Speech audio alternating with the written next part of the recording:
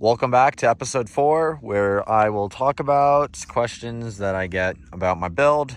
This episode is going to be my skid plate protection.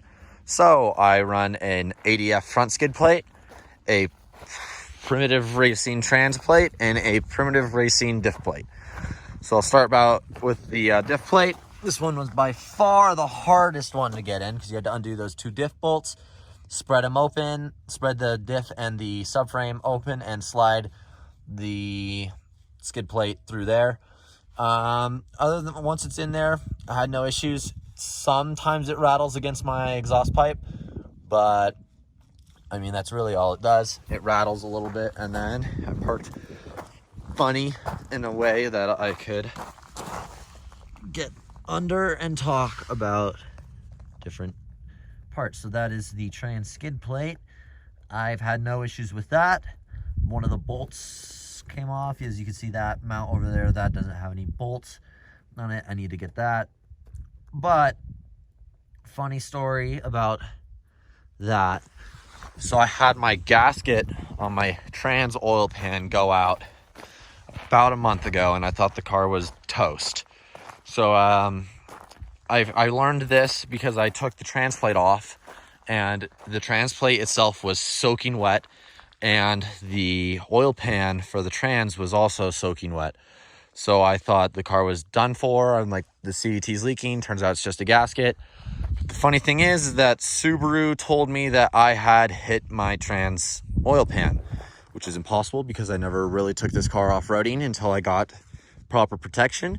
And once I got proper protection, there are pretty much no hits to it. Like, there's some scratches, but there are no massive hits. So I'm not quite sure how the oil pan was hit, but it is what it is, and the car's fixed, so I'm happy.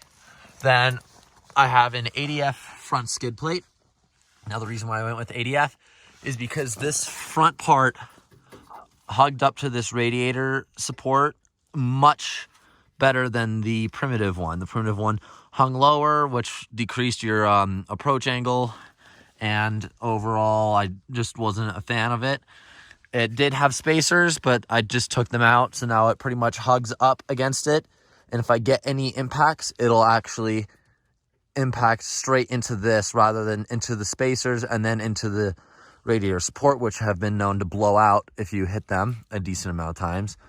I do have a good hit on this side and on that side. The skid plate did used to be crooked, and then I hit it on the other side, and now it's not crooked.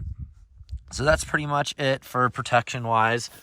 At least underbody. Of course, I have the bumpers, but I feel like those deserve a video for themselves. But I mean, after I talk about the bumpers, there's really not very many other things. So if there's something that you want to be specifically talked about, or if there's something that I missed, shoot me a DM or leave me a comment and I can get on that. Other than that, I'll see you for episode 5, I guess, where I'll talk about the front bumper and the rear bumper. And then from there on out, I mean, I could talk about the empty roof rack. I know you are watching Colorado Crosstrek, and I know that you don't like that my roof rack is empty, but it will be full soon, and you know that. But yeah, so this is pretty much it. I'll see you guys in episode 5, where I talk about the bumpers.